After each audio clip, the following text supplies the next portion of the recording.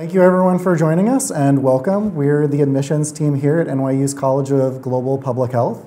My name is Zach Judy. I'm one of the admissions officers here in the program. I'm joined by my colleague, Sarah. Hi, I'm Sarah Dresser. I'm also an admissions officer and former alumna of the program.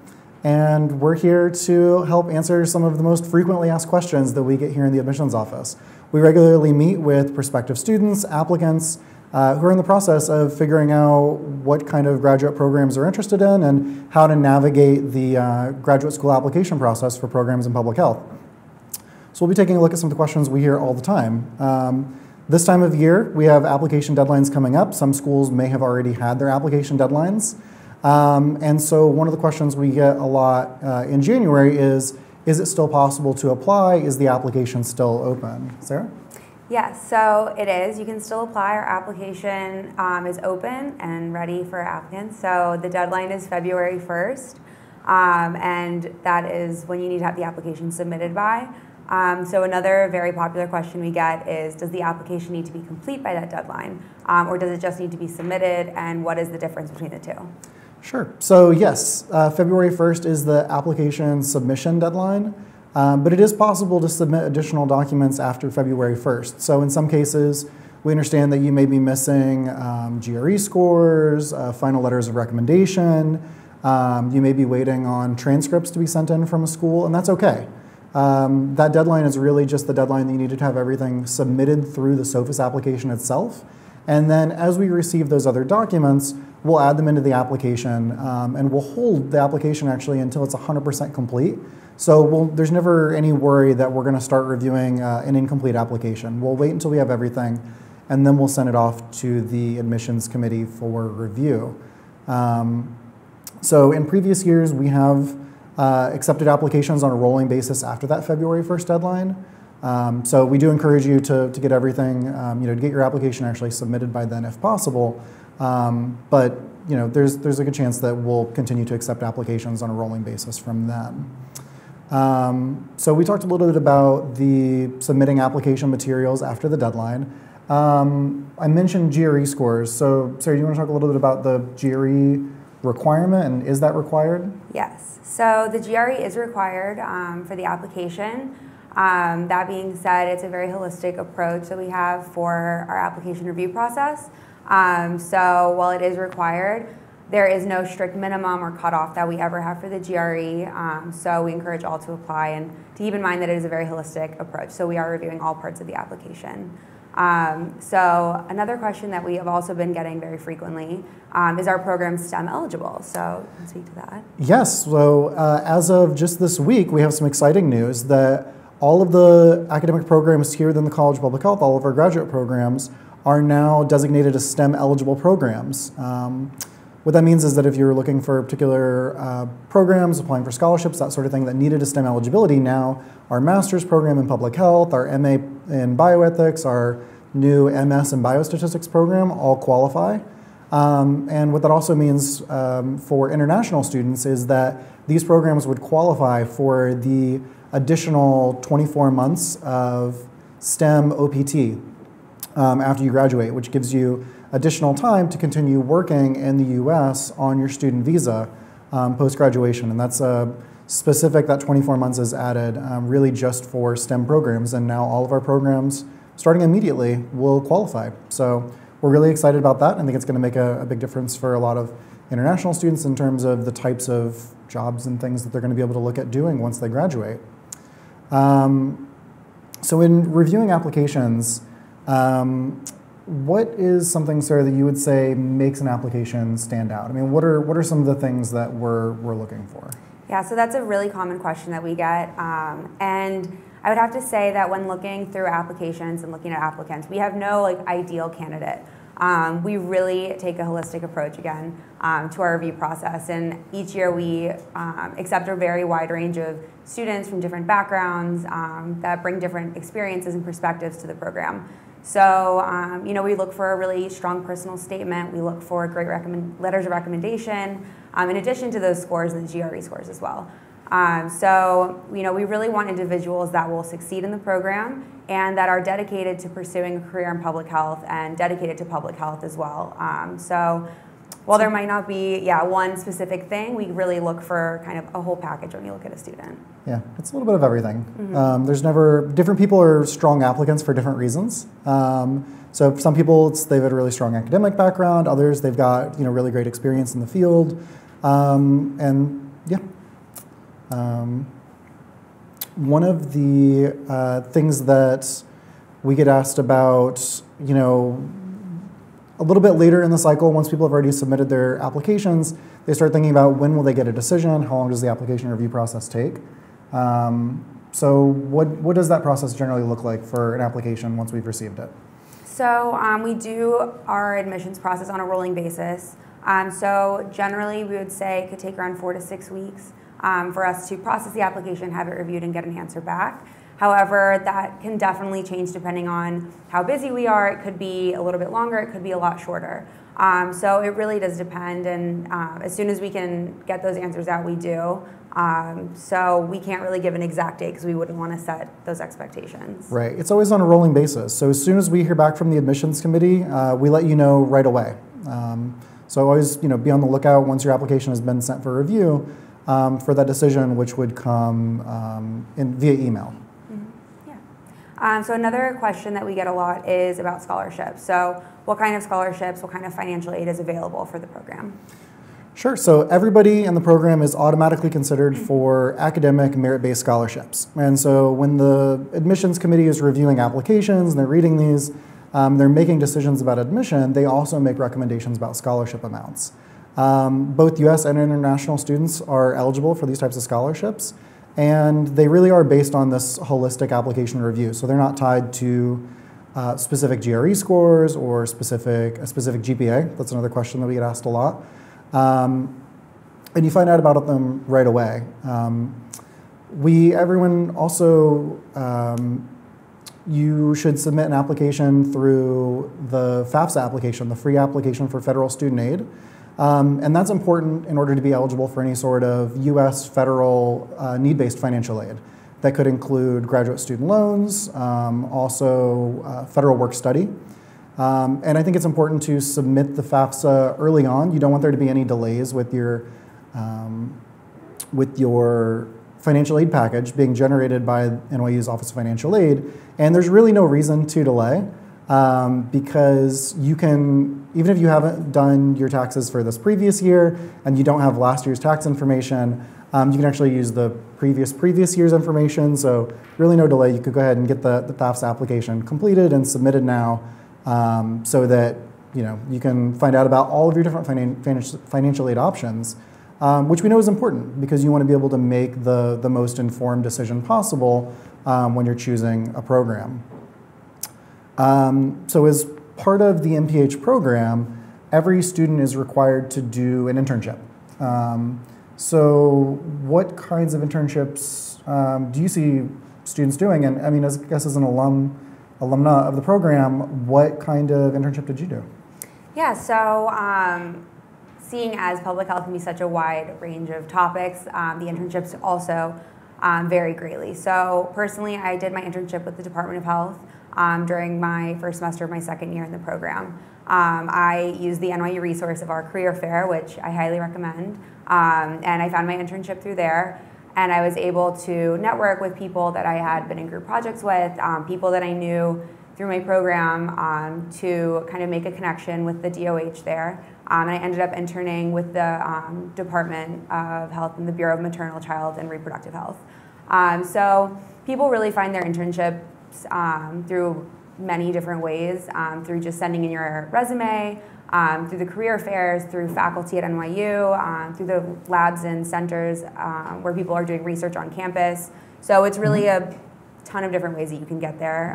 But NYU definitely has the resources that you would need to find an internship and have a great experience at that. Yeah, you mentioned the labs and different centers, labs, and initiatives. You want to talk a little bit more about what those look like here in the College of Public Health itself? Yeah, so our faculty do research, obviously, in a bunch of different fields and areas of study. So as a student in the Mph program, you can apply to work with the faculty and with labs and start conducting research and getting that experience as a master's level student. So while you might have a concentration in epidemiology, your true focus could be in HIV, and you could find a center where you can really focus in that. So it's a great way for people to kind of narrow in their area of study and really kind of cater the Mph program to exactly what they're interested in studying.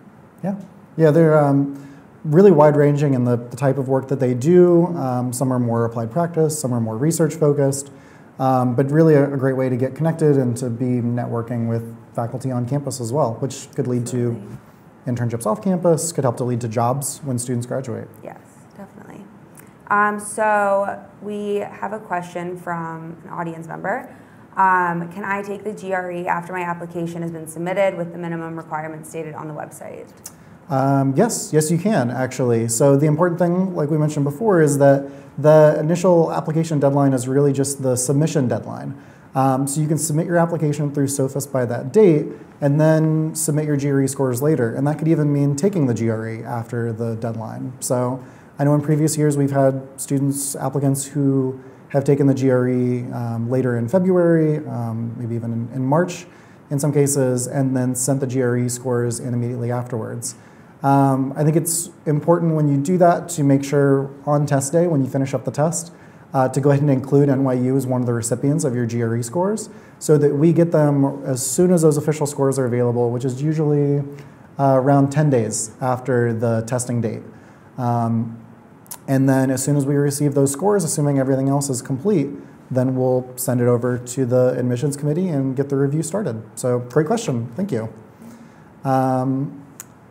One question I know I hear a lot from students who have been admitted to the program who are trying to understand what would it look like to move to New York, to live here, to start graduate school on campus in a city that maybe they visited but never actually lived in before. So where do students live within New York, and sort of what does that process look like? I guess what was that process like for you, finding housing? Yeah, so while there is limited graduate housing on campus at NYU, I found that most of the students kind of found their own housing in New York City, where whether it was in Queens, in Brooklyn, somewhere in Manhattan, transportation is super easy, especially how NYU is located. We're close to all the major subway stops and subway lines. So there's the Office of Off-Campus Living that NYU can provide as a resource. So that can help students that might not be familiar with New York with how apartment hunting kind of can go here. They'll set you up with a broker, and it could be an easy way to find an apartment. There were definitely people in my cohort that did that. I personally found an apartment using StreetEasy, which was a great online tool, really easy to use in New York, and found my apartment through that, and it ended up being really close to campus, which was nice. So it really depends on where you're searching. Obviously it's New York, so probably gonna have to deal with some roommates, but also the Facebook group that you are added to once you're admitted is a great resource. Plenty of students also found roommates and housing through there by someone who might have already lived here and had room and needed a roommate, or people that just met up and became friends through the Facebook group and found apartments there together. Yeah, I feel like we hear those stories every year of incoming students, and that's how they got connected with their roommates, who then became friends, was through that admitted student Facebook group over there, maybe in the early summer. That also helps to navigate the process of looking at apartments and applying to apartments. It helps to not have to go through that alone. And I think it should be encouraging that you're really not going through it alone. Most of the students in the program are coming from outside of New York. So everyone's really in the same boat over the course of the summer, looking for housing and moving here and getting adjusted to New York. And so our student affairs team does a great job also at orientation of helping to get everybody connected and to help build a cohort and build a community. Yeah, definitely. So another question that we get a lot is, where do graduates typically end up after completing the program? Sure. It really varies quite a bit. So we see a lot of students who go into work at nonprofit organizations, at large NGOs, in some cases at government agencies, doing all different kinds of work. And it's really going to vary depending on what it was they studied and what their interests are. They could be working as data analysts or doing research as an epidemiologist. They could be working as a program coordinator, doing global health development. I know we have students that I've worked with that have gone on to work with organizations like Doctors Without Borders or UNICEF or different UN agencies, which is all really exciting, and they're getting to put some of the work that they were doing in their concentrations directly into practice and apply some of the things they learned about global health work now in really exciting agencies that have offices in New York. And I know some of them got connected to those agencies through the internships that we were talking about earlier. I mean, from your cohort, I mean, are there other types of positions and jobs that you remember people going into? Yeah, I mean, I think that really covers it. I think especially being in New York and having so many different organizations, if not having their headquarters here, at least having a satellite office. New York is such a great place to be, and having your MPH here also, again, it just lets you access all of those kinds of organizations through internships, through volunteer work even. I think it's a really great way to get your foot in the door in a really great network here in the city. But definitely people, again, since New York is a hub for so many places, they might have offices elsewhere around the country. I know plenty of people, some went back to their home states, some stayed here, some continued education. So it really was a wide variety of things that people ended up doing. Yeah, I know some people also go on and do more schooling. They may go on to doctoral programs, PhD programs. They may go on into other types of professional school, medical school, things along those lines.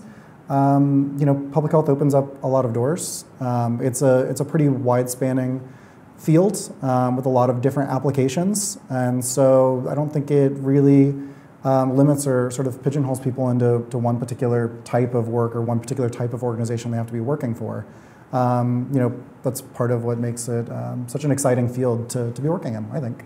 Yeah, agreed. So we have another question from the audience here that says, once everything is submitted, when do we know whether we are accepted? We kind of mentioned this earlier, but do you want to touch on that again? Yeah, so once everything is submitted and your application is complete, then we send it off for faculty review. So that process can really also depend. It can be factored into that 4 to 6 weeks where if faculty are swamped with applications and it's right towards that deadline, it might take a little longer, whereas it could be a really quick process if you're super early or if it's a slow time. So it really does depend in that rolling admissions process that we have. Make sure that your application and your response gets back to you as soon as possible, as soon as we have an answer. And if you ever have questions about your application status, if it's, if you're concerned, if you haven't heard back from us yet, or you just want to know where your application is at along the way, feel free to reach out to us. You can send us an email or give us a call. We're happy to help check on that for you and maybe give you some peace of mind, let you know where your application is in the process. At the absolute latest, though, all decisions would be sent by April 15th. So as long as your application was submitted by the deadline, you can at least count on knowing that that would be sort of really the final date that you would hear back by. For most people, it's going to be quite a bit earlier than that, maybe sometime in mid to late March, depending. So let's see, we had a couple other questions here. One is work experience required for the Master of Public Health program? We talked about the different application requirements earlier, but we didn't really talk about some of the different eligibility requirements. So what is the policy about work experience? Yeah, so we do not have a requirement for work experience to be admitted to the Mph program. So each year we're admitting students from all different kinds of backgrounds. So we admit students that come straight from undergraduate, their undergraduate degree, and we take students that have been working for 20 years and want to get their Mph. So we understand that not everyone can have that same kind of work experience prior to coming to the program. Obviously, we do appreciate seeing work experience in applications, but we understand that someone coming straight from their undergraduate degree might not have had the opportunities, might not have had the time to have that same kind of experience. Yeah, and that's fine. So as I mentioned before, it's students come in from all different types of backgrounds, and different people, bring different things to the table. And there's advantages, pros and cons to both, of coming more recently from having finished an undergraduate program and also to having had a few years where you've been working. Let's see. So another question here is about part-time versus full-time study. So is it possible to do the MPH part-time? Yes, it is very possible to do our MPH program part-time.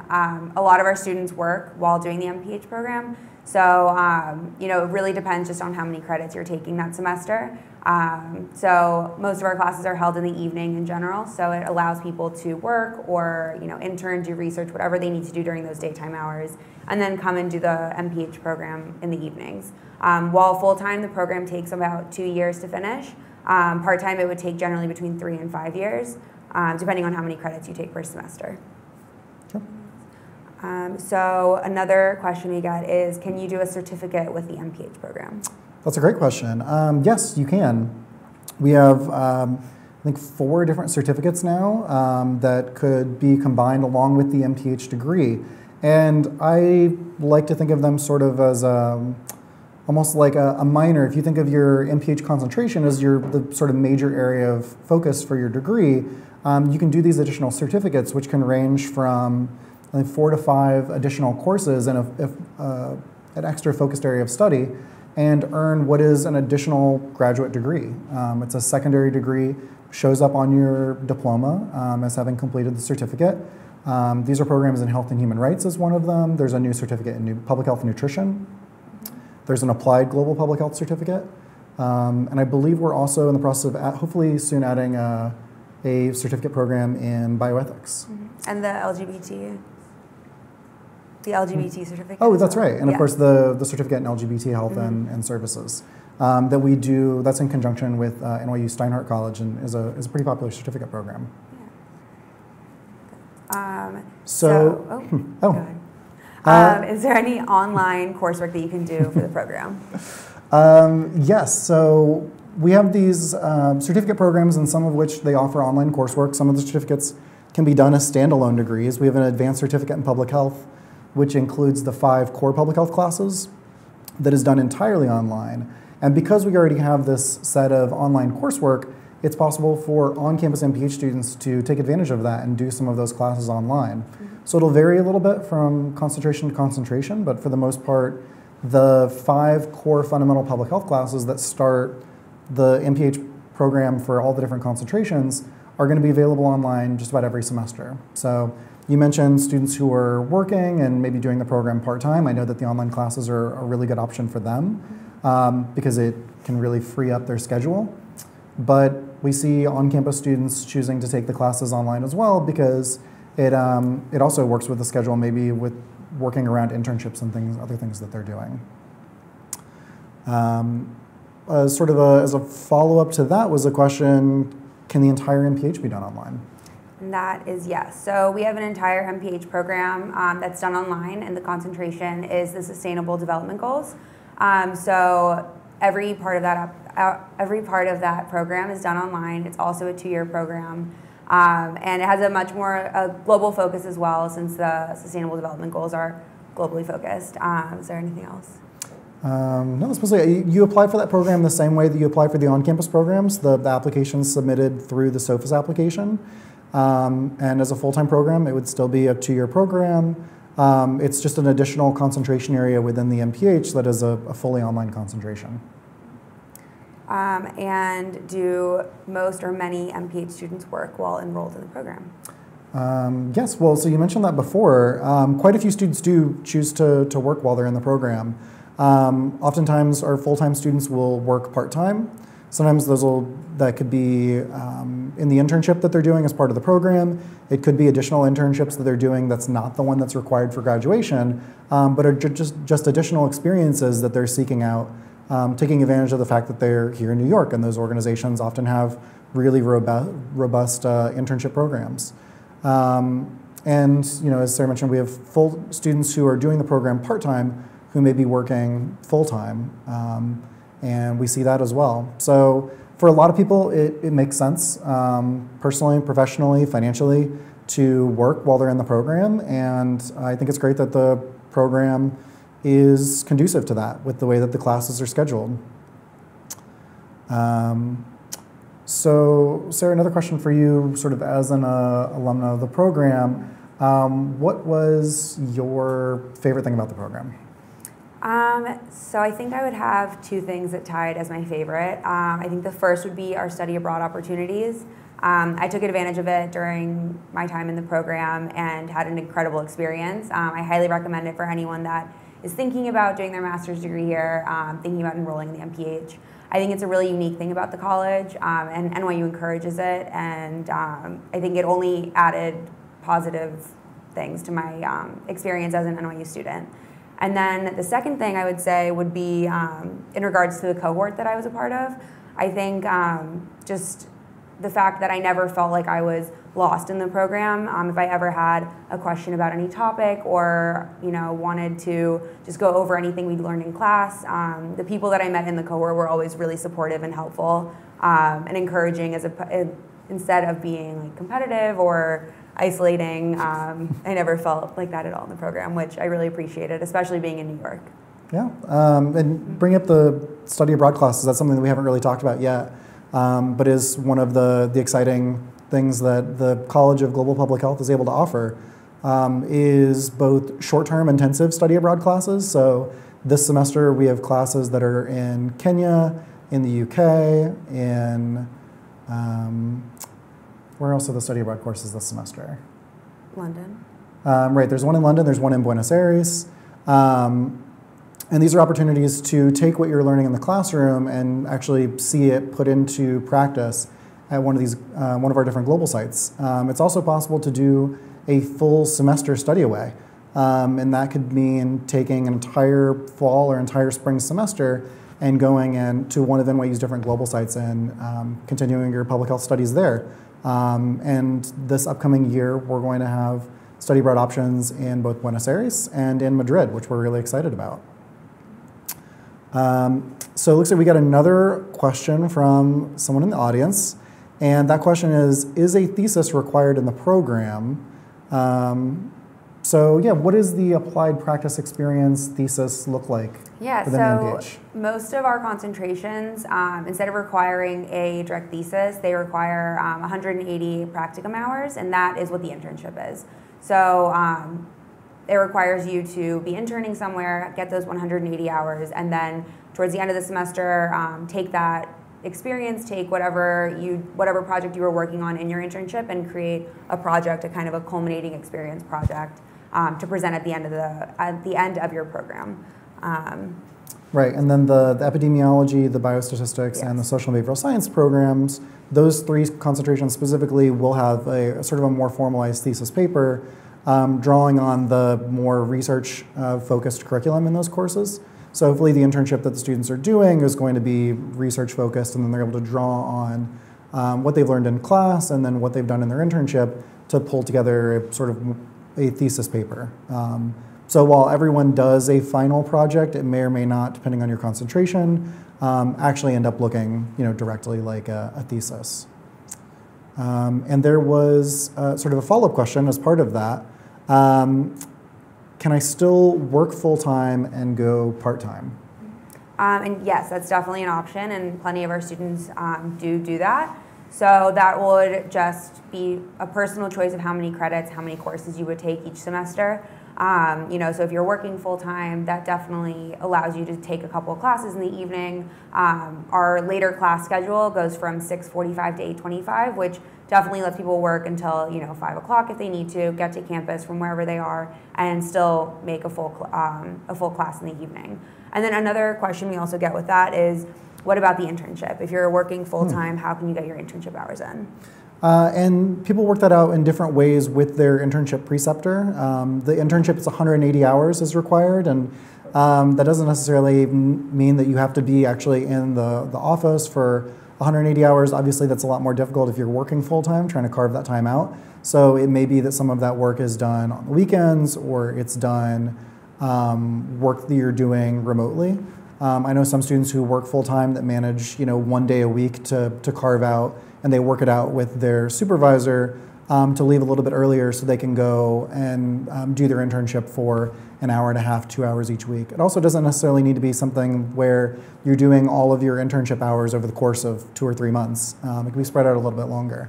So yeah, that is a really common question we get from people who are already working full-time and know that they're not, they're planning on doing the MPH part-time and are trying to figure out what would the logistics of that look like. So it looks like maybe we have one question here